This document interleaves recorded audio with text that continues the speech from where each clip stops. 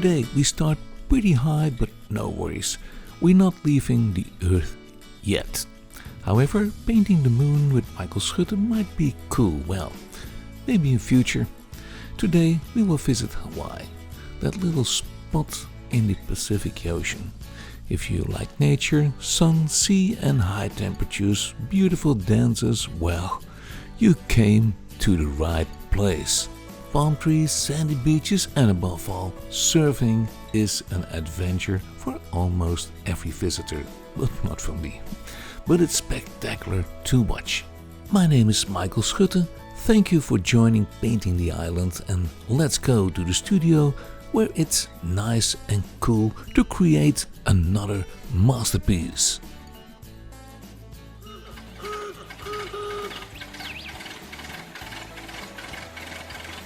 Hello and welcome from Hawaii.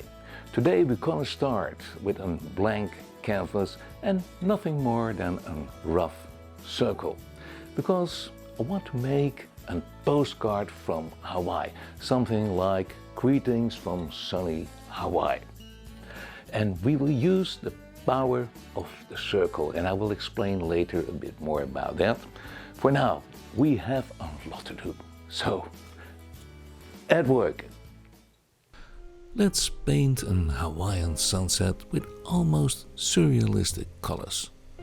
First we draw a low horizon and start with an ochre tone loaded with alizarin crimson. For this sunset we use a bit more red. And why are sunsets so extreme in Hawaii? Well, it might be the very fine, almost invisible ashes of volcanoes who are always there and might give the atmosphere an almost alien sunset. Later in the show I will tell you more about the volcanoes. With a strong highlight we can create a spot for the sun right above the horizon. Later I will come back there a little bit stronger, but for now we know he should be there. Above the ochre layer we use a strong combi of phthalo blue, cadmium yellow and titanium white. I use soft crisscross strokes with the 1-inch brush. That works great, and you got already some movement in that sky. Above that we use extra purple when we go slowly to the top, and yes, it looks awful, I know, but I promise you it will all become good, no worries. Yes, be advised, the first layers of a sunset are always a bit weird, but later when we add clouds and more lights it will all come together nicely. For this painting I use a square canvas, and like I said, we're gonna try the power of the circle. One of the first artists who knew these secrets was Norman Rockwell. I will tell later about him. I made a rough circle with painter's tape and we will see how it will hold. Let's place the sun again. With a strong highlight made of titanium white and a tiny bit of cadmium yellow hue or dark, we can place the sun again where he should be, right above the horizon, and we fade it in softly. We gonna mix some dark yellow or dark yellow hue with alizarin crimson and a bit of white, of course, and this is how we create a stronger orange above the horizon. The ochre tone is nice, but we need a bit more power there. And how much orange shall we do? Well, just go for your own taste. Oranges and reds are for every person different. I can see the difference of taste when my students paint a sunset.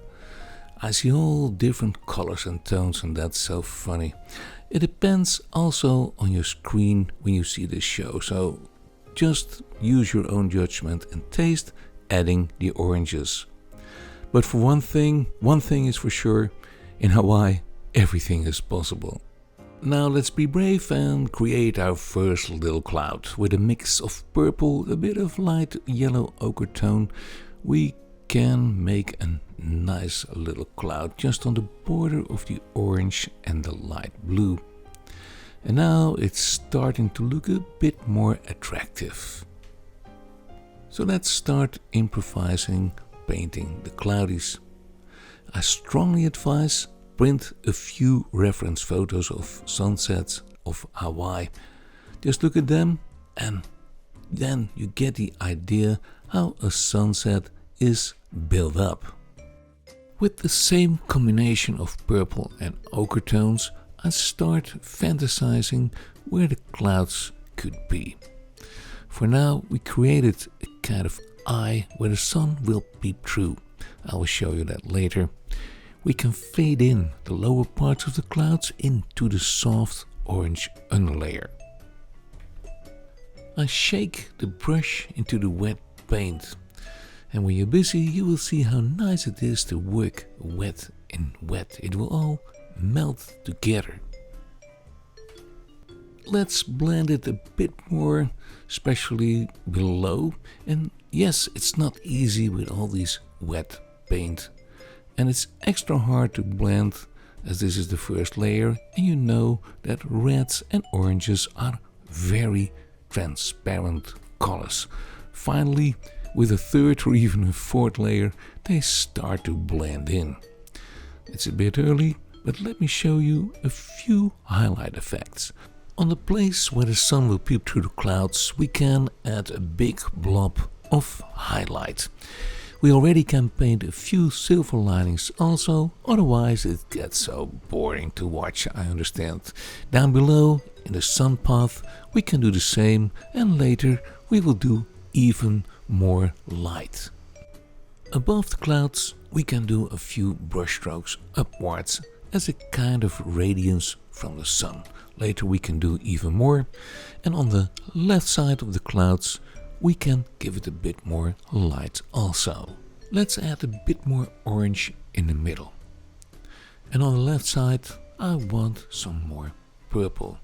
Then we fade it out to make it look softer. Some colors are looking weird in such sunsets, especially when you start with it, but later we will fade it all out to give it a more blending look, no worries. I added a few more dark clouds here in the corner. If you do something like that, it will create a kind of framing at your painting, a kind of optical trick. That is what it is. Let's do a few more highlights and maybe some clouds, so here and there. Just to enlarge the number of effects, that is. And I told you already, sunsets are always a bit surrealistic. And in Hawaii we can call them extreme. Nowhere in the world you will find more extreme and weird sunsets than in Hawaii.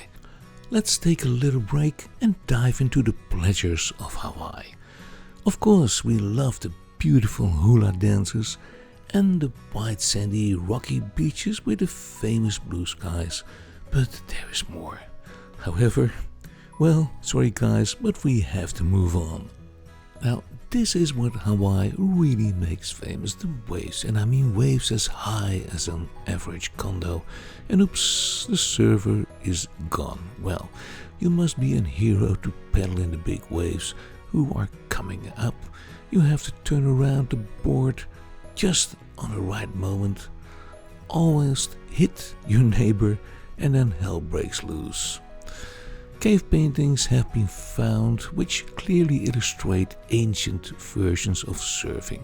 The Polynesians brought surfing to Hawaii, no doubt about it. I tried once to get on a paddleboard, but the paddleboard didn't like me. I was able to get one feet on it, and when I tried to raise my other feet, the paddleboard shot away. Without me, that is, leaving me behind in the water, laying on my back. And the paddle was gone too. Totally embarrassed, I decided that a surfing career was not for me. But these boys are the very best. For me, I like to watch it from my hotel room, here with the best view of the world. doing some sketching, painting, a nice cool drink. Yes, this is the life. I think I stay here forever. Goodbye cold weather, snow and rain. Greetings from Hawaii. And after a good night rest, we can go in the morning for a nice walk over the volcanic rock on the beach. Now watch your toes because these rocks are really sharp. And you might wonder, are there any other creatures than people in this Pacific paradise? Yes, somewhere between all these rocks and mountains you can spot the Hawaiian hawk. Now this little cutie was once the royal symbol in Hawaiian legends called Iolani or Exalted Hawk, which was the name of King Kamehameha IV. He was the monarch of Hawaii and the Lolani Palace.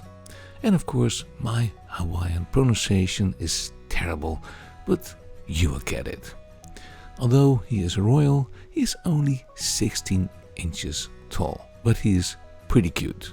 Even the royals has to eat. For a good dinner, he can overlook the rugged rocks.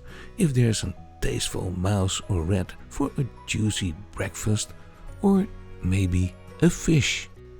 Yes, hawks are always a great fun to watch. And with his looks or hers, I don't know, it might be a great model for a painting. Maybe in future, who knows. Another world famous item are the Hawaiian sunsets. For real, I would call it fire in the sky. And every day it's totally different. And this is why I choose for this episode a great sunset. We still have a lot to do, so let's get back to the studio. Higher in the sky we can paint some more clouds, and let's see how that will work. Talk about framing, let's shut off that complete corner over there. I use a soft purple and I combine it with the middle ochre tone. Let's move forward till about here. Then we can add some more orange down below. As the sun is shining upwards, most of the light is on his belly. Then we can paint more light into that orange. And yes, I know it looks horrible at the moment, but like I said, it will become better. We can paint more light into the orange and it will melt very nicely. I call it fire in the sky. And remember this, if you do a sunset and you do it for the very first time, some students get discouraged because the colors are not going the way they have in mind. And remember, a painting like this needs layers. You have to build it up very slowly. By the way, a lot of viewers dropped me a line and told me, "Hey Michael, I see you hardly dipping in the paint. Do you have a magic brush or what?" I think I told it before, but for all newcomers I will explain it again. I don't have a magic brush. I would like to have one, yes. I dip it into the paint and I clean my brushes every time. But as I do the editing for this show myself, I cut them all out. It's a terrible view if you see my big black arm shooting over the screen all the time. So I decided to do this. It saves a lot of viewing time also, and it gives a more easier view for you all. And yes, it's a little bit of extra work for me, but it keeps me busy and out of trouble, shall we say. Okay, we're gonna fade it in a bit more now to make the colors a bit softer. We can do a little floater at the top. It's always fun to do. It's just a piece of light and we fade it in softly, and then with a soft touch of the filbert brush we can blend in the clouds a bit more. It's time to do some mountains. In the distance we can do this with a soft purple tone, and we use a small round brush. And yes, my hand is leaning on the stick, the palette stick. Now don't make them all even. Some are smaller, bigger, some are further away, so we paint them a bit lighter. And we call this perspective with colors. Yes, we can create perspective by painting faraway mountains a bit lighter and closer by mountains with a darker tone. Like I said before, reds, purples and orange tones don't cover very well, so it might be a good idea to give it a second or even a third layer. We can do this with a mix of gray, purple and a bit of phthalo blue color, which we used in the sky, and I mean a light tone. We make soft horizontal brushstrokes and later we will come back, but first we're gonna blend in the sky. To blend in all the hard tones, we can use a soft blender brush, and with round movements we go over the wet paint without any pressure. It doesn't hurt to do a bit of cleaning in between, and if you think enough is enough, then you just stop it. But we can see that the colors blend in lovely together and it looks a bit softer. I left the painting alone, and again we start with the sea, and as you can see, your teacher is dressed up in a warm fleece because we are experiencing the biggest power outfall in years. So it's stone cold in the studio. This morning a heavy hailstorm went over the ocean side, and at 5 o'clock one big old tree gave up. And boom, thousands and thousands of family were out of power. So I put some batteries in my studio LED lights and camera and see how long they will last. For now, we continue working on the sea, and in the distance we can start with some light phthalo sky tones. To make it nice and straight, I use a stick as a ruler. We don't make it too even, and we even can blend in already a bit of orange and highlight in the sea, especially under the sun path. In the left corner we can even do some purple already. Let's give the mountains some touch up. They need some shadows at the left side as the sun is hanging low on the right side. We can do this with a darker tone of purple. And take care that we don't make it too solid. And I think for now it's good enough. Maybe a few strokes here and there, but we have to start with the beach. Yes, we start the beach again with that awful orange color, but don't worry, just push through. We add some purple and gray to it, and yes, it's getting even worse. But this is how it goes with underlayers. And take my advice, never show an unfinished painting to friends or family, because they don't understand the right techniques of underlayers. They probably will think, oh my, he or she is losing it completely, and this is what you think about me probably. But I don't care. In the end, it will all come together. And this morning we had an interesting discussion with my students about sunsets. The tricky part of doing a sunset is that you will have the sad feeling during the painting that it will be a total failure till you reach the completing of the painting. Sunsets are always surrealistic. Everything is possible, and for one painter the orange works great, and for the other it's way too much red. And lots of people don't like the purples. Well, this is why only a few of the Dutch masters did sunsets, and even those who were brave enough to do it kept their colors very mellow, afraid that their clients couldn't understand the colors.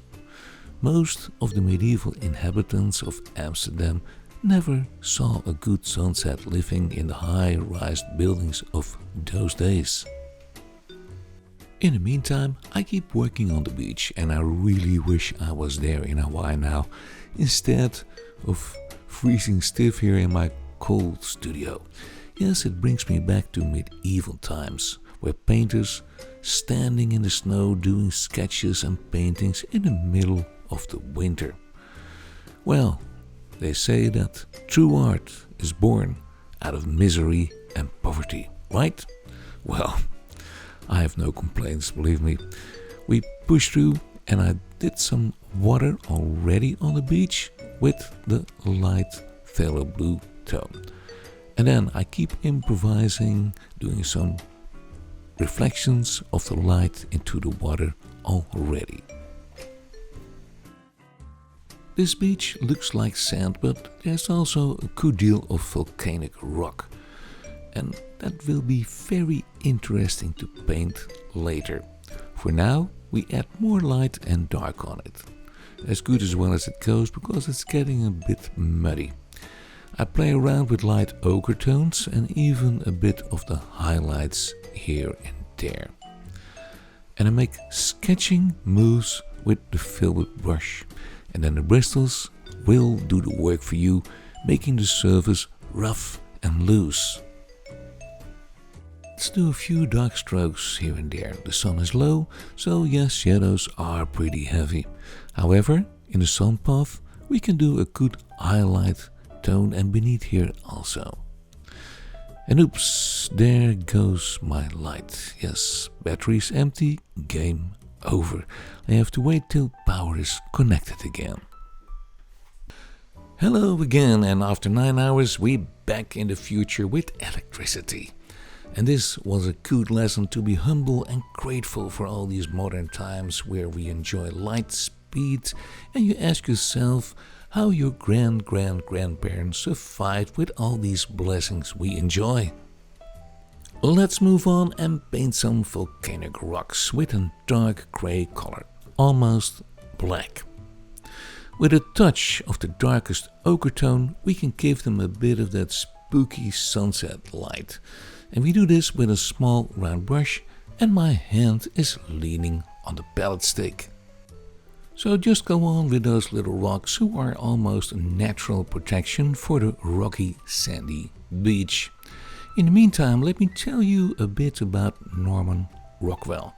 He was always my inspirator, and I think he was one of the best painters who ever lived, but this is personally.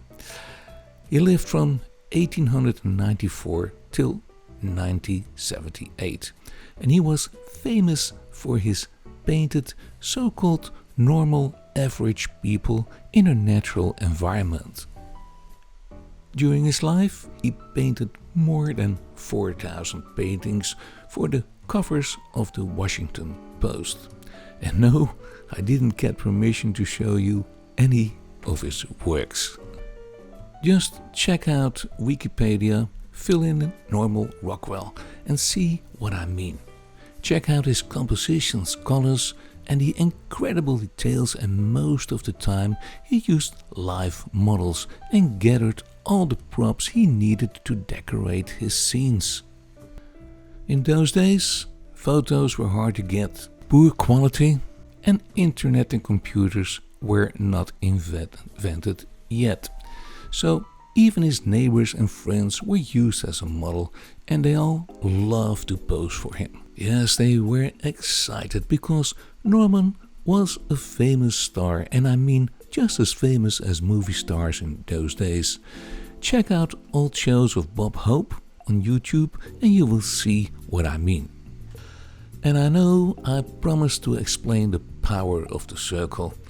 It's getting a bit hard without pictures, but if you scroll to his work, you will see what I mean.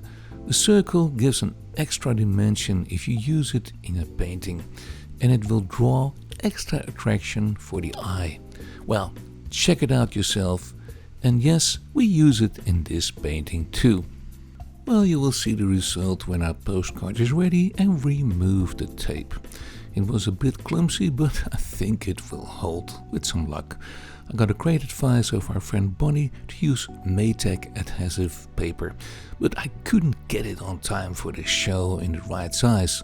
Yeah, some things are hard to get in these crazy times. So I had to improvise with painter's tape, and we will see the end result later. Let's paint some water reflections in the water that runs into the dark rocks. For the watercolor we use a bluish gray light, and for the reflections more dark gray. You might pick it from the dark gray of the rocks if it's still wet. I always love to do water reflections with stones, water and sand. It makes your painting so much more alive. Just let a small round brush go, don't push too hard, and he will do the work for you. In between the rocks we keep it pretty dark, making more reflections. And for the foam I used the lightest phthalo blue color, which we used in the sea and in the sky, of course. By the way, if you want to know more about mixing, check out our website and you'll find some interesting items over there. And one more thing I have to tell you, our website says www.academyofmusicandart.parksville.com, but as you know, we moved to Qualicum Beach a year ago. When we tried to change this, we entered a wall of difficulties, and it was almost impossible without spending tons of money. Again, just to change it, so for a while we will leave it. After all, it's only a name. And probably the marketing guys among you will shake their heads pitiful, but for now we can see that you find a place with success, so no worries. More to the front we can paint a big volcanic stone, and he is the one who will bring perspective in our painting. Let's do one more, and with a dark ochre tone we can give it some light. Well, that sounds weird. I will explain that later. First we're gonna watch some fireworks. 70 million years ago, a chain of volcanoes started to spit out lava, what is now Hawaii. There are 6 volcanoes still active in Hawaii, so take care when you take a walk there. In 2011, the Kamauamoa was active and threw particles more than 50 feet high in the air. The Kilauea is the youngest and most active volcano. Since September 29, 2021, an eruption has been ongoing in the Halemauma crater, so yes, Hawaii is still growing. The Hualaila, yes, I practiced on all those names, is the 3rd most active volcano. He erupted 8 times in the past 1500 years, so with some luck you can take a walk there and enjoy the rivers of dry lava and look back into prehistoric times when Mother Earth was born. Yes, I must say those lava beds are impressive. And you can hardly believe that this hellhole will be a green paradise and covered with beautiful trees in a few hundred or maybe 1,000 years. But here you can enjoy the birth of a new Earth like it happened millions of years ago. The slow creep-in lava can eat up complete villages, airstrips, and nothing can escape. But like I said, out of this ugly bouldered stones, new life will grow. Let's not forget a submarine volcano. The Kamachua Kanalua submarine volcano. Oh boy, this was the worst one. Let's call him Kama for short. This undersea volcano erupted since 1996, more than 4,000 times. So you don't want to go there with your canoe, unless you will end up like a barbecue sausage. And look how new grasses and little weeds are growing on those bald lava rocks. Isn't that amazing? Let's go back to the studio. Let's give these rocks some dark reflections. And we do this with a dark gray tone. We give it a base, and over that we blend in a phthalo blue tone, let's say a middle one, for some movement in the water. But first, the dark tones. As you can see, I use a small round brush. I love that little brush. And before that, I was a little bit too optimistic about the light. That light is not fitting anymore, so away with it. That's the easy part of painting with oils. If you want to change something, just go over it again and no worries. Like I said, over the dark, I do a bit of phthalo blue tone and blend it softly in with soft movements, no pressure. And when you think it's enough on a certain moment, on top of that, we can paint more foam against the rocks for a more vivid effect. And the light tone of phthalo blue, the light tone, so you add some more white, it will work great. There it comes. And we do a bit more, and like I said, we can do this also against the rocks. Yes, decorating rocks is quite a work, but as these rocks are pretty close by, more details are required. But I must say, it's very rewarding too. And the perspective effect is really wonderful. We kept the mountains in the back very misty and soft. The water in between is a kind of buffer. The rock line is already a bit sharper, and the front rocks are super detailed.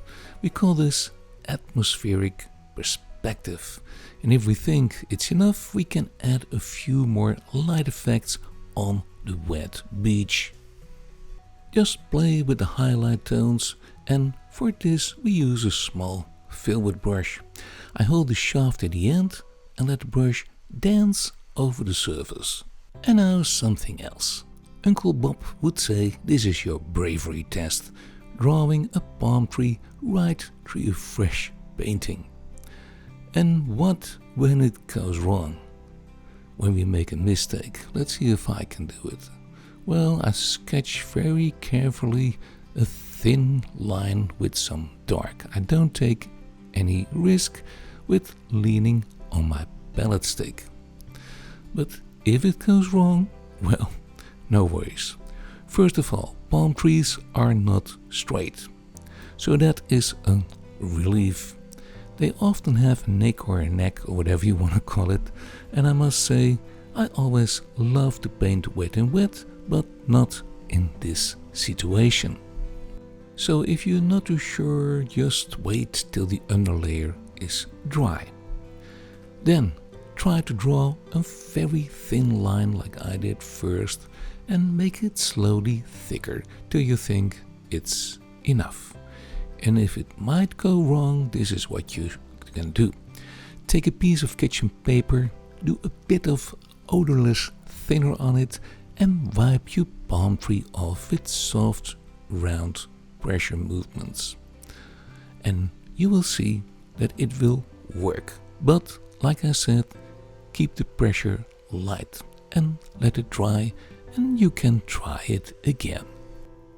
The next tricky part are the palm leaves. First of all, we need a very dark green as we are looking into the light. It's almost a silhouette. We can use black and yellow ochre, and this will do for now. Maybe you can add a bit of red, but it's not really necessary in this case.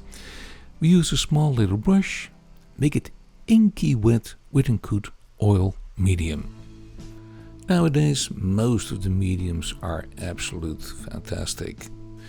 All mediums will do, and some of my students even use walnut oil or linseed oil. It works. Then, with soft moves, we bring in the palm leaves.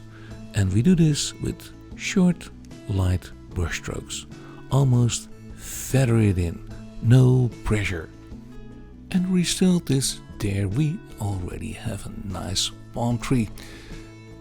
Maybe a small word of advice, use always good reference photos. This is so important. If you ever get stuck, Envato Elements is always a big help for me. And the quality is fantastic. So we keep on going. with painting all those leaves. And yes, it is a work, but I said it before, somebody has to do it, and that is you. And me, of course. Well, it's good to be busy. Keeps the brain going, I always say. I extended the tree trunks a bit because I want more separation between the trees. Otherwise, all those leaves will become one big black muddy spot, and we don't want that.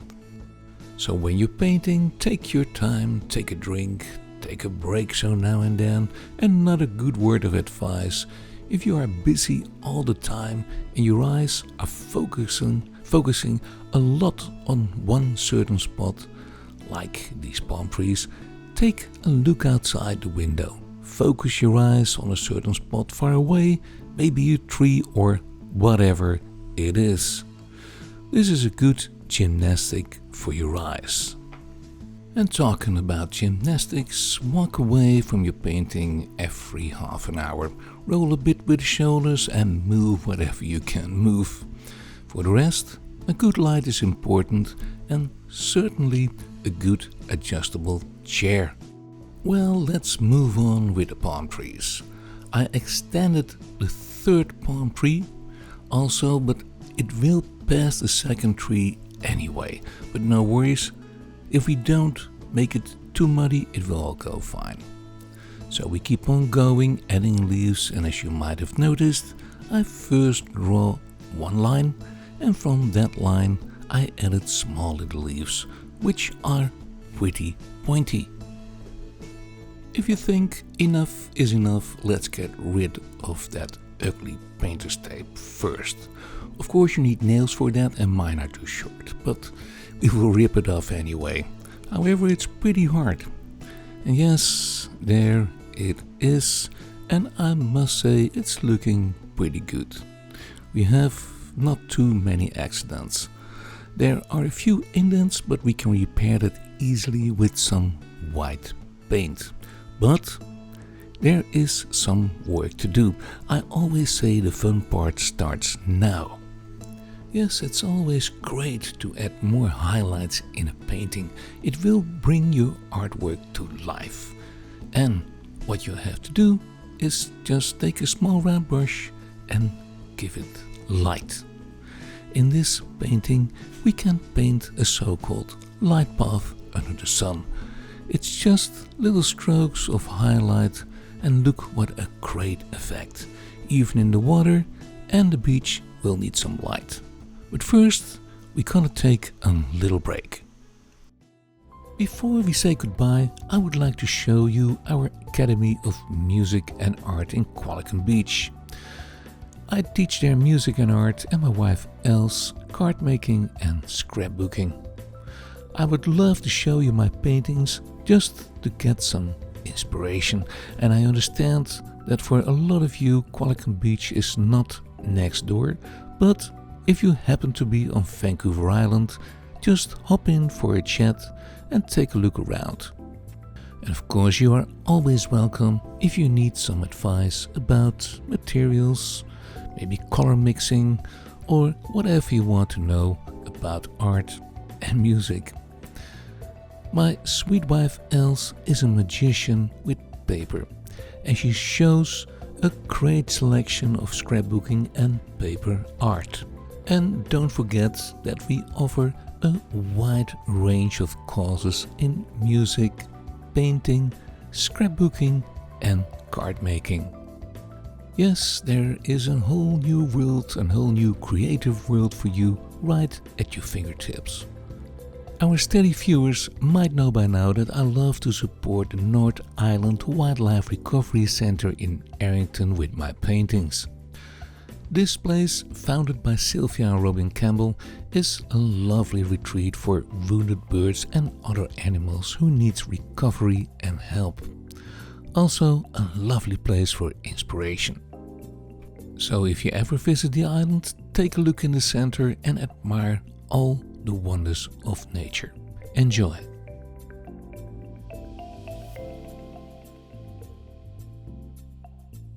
Yeah, personally I love to walk around there, get some inspiration, meet all our friends over there, say hello to the animals which I portraited, and have a great time. And while we are doing the finishing touch of the painting, let me tell you that Els and I doing these shows as volunteers.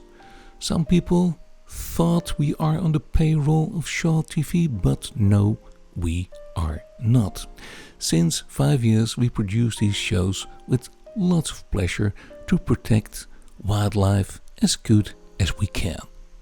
Of course, the nice people of Shaw give us all technical advices and help, and we have a great cooperation with them.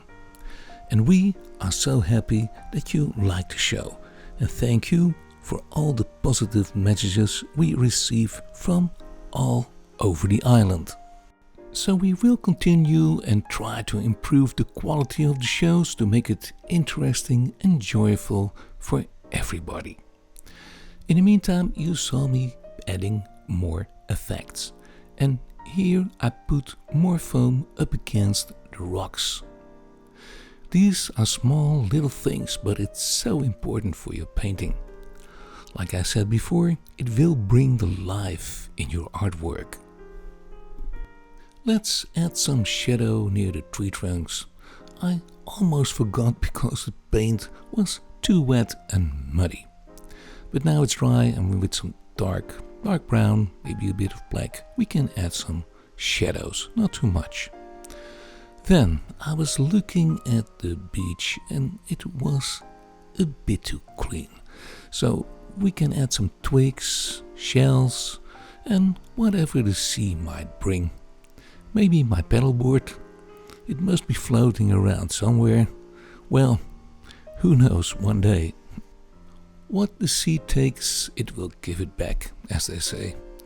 On the twigs and shells, we can add a bit of highlight, so here and there. See how much you want to do. It's all your world, your creation. In between those rocks, we can add a bit of more light reflection. But I think for now we are done. Incredible what we can create with only a few colors, just like the great Dutch masters used to do. We have a wonderful balance between cool and warm tones. And like I said at the start, it came all together very well. It was nice to show you all these techniques, and maybe you can create your own sunset. Drop me a line and I can't wait to see what you created. Have fun and enjoy.